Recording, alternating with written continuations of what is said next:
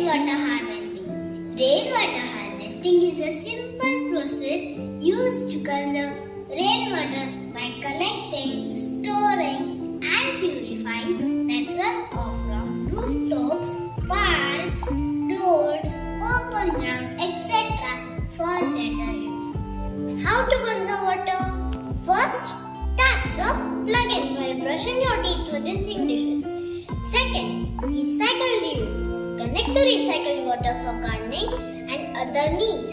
Third, line up the stars. Choose water efficient appliances. More stars, more savings. Today this may look funny, but it may happen in future. Start rainwater harvesting.